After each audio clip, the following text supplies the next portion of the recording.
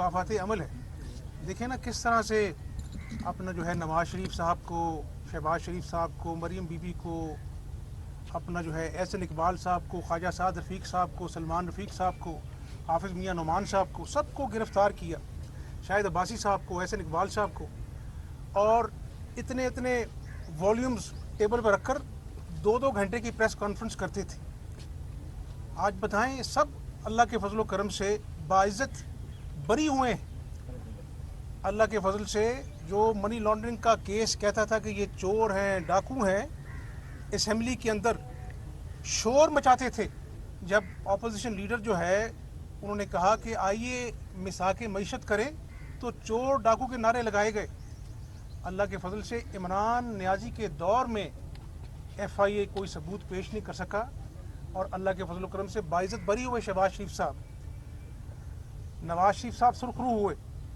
आज मुझे ये बताएं कि 19 मिलियन पाउंड्स 60 अरब रुपया पाकिस्तानी कौम का गबन किया, उसका हिसाब देने की बारी आई है तो अपना जो है वो झूठ का चूरन बेचने की कोशिश की जा रही है। मेरा ख्याल अब ये झूठ का चूरन नहीं बिकेगा, ये अल्लाह का निज़ाम है। जिन लोगों ने कौमी ख़जाने पर डाका डाला है, और सिर्फ ये नहीं, कौम को मिस्टर क्लीन होने का धोखा देते थे इमरान नियाजी, आज तो सब कच्चा चट्टा खुल चुका है, दूध का दूध पानी का पानी हो चुका है। तो मेरा ख्याल है इसका हिसाब देना पड़ेगा कि जो अब बहुत सारे लोग पकड़े गए, मजीद भी गिरफ्तारियां होंगी। जो अपोजिशन जमातें हैं वो कह रही हैं जी कि PDM जो है उनसे सियासी इंतकाम ले रही है। पकड़ धकड़ का सिलसिला, क्या एक शख्स को जो माजी में किसी के दोस्त भी थे, अब भी शायद हों, क्या उनको अकेला करना है या वो जमात का खात्मा है?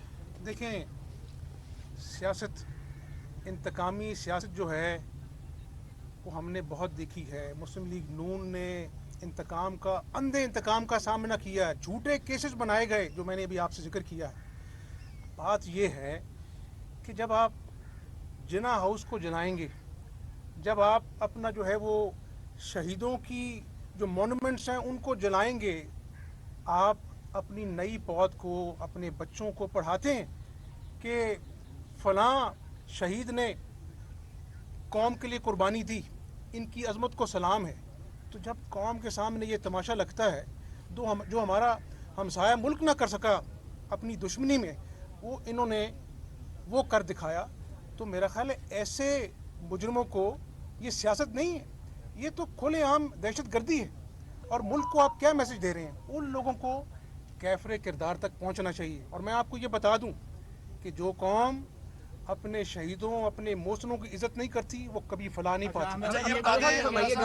जिस तरह आपके खिलाफ जो है बड़े केसेस आते रहे, नून लीग जो है उसको इंतकाम का निशाना बनाया गया, कुछ एक जो तबका है जो अदलिया में बैठा हुआ है वो एक खास जमात को जो है वो फेवर दे रहा है, क्या कहेंगे आप इस हवाले से? उनको क्या सजा मिलनी चाहिए? सुप्रीम जुडिशल काउंसिल में जो उनका एहसन इकबाल साहब को जिस स्टेडियम जहाँ बना था ना, जिसमें गिरफ्तार किया गया था, वहाँ पे करप्शन तो नहीं साबित हुई। वहाँ पे अल्हम्दुलिल्लाह मैचेस हो रहे हैं। वो खंडर जो बना हुआ था वो आज आबाद हो गया है। एहसन इकबाल साहब को अपना गोली भी लगी, इनका अपना जो है वो बाजू था वो भी जाए। उनको तो किसी ने नहीं कहा कि good to see you Ehsan साहब, आज तक किसी ने नहीं कहा कि good to see you Ehsan साहब, आपने इस कौम के लिए अपना मेहनत की है।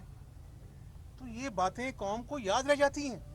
मर्सिडीज गाड़ी में 60 अरब का इल्ज़ाम है, सबूत हैं, डॉक्यूमेंट एविडेंस है, वो क्या आप मैसेज दे रहे हैं? पंजाब हुकूमत, यानी आप ये कह रहे हैं, आइन कहता है कि वोट डालकर जो है वो फिर आपको जो है वो नाअहली की तलवार लटकेगी या आपको इलेक्शन में जाना पड़ेगा।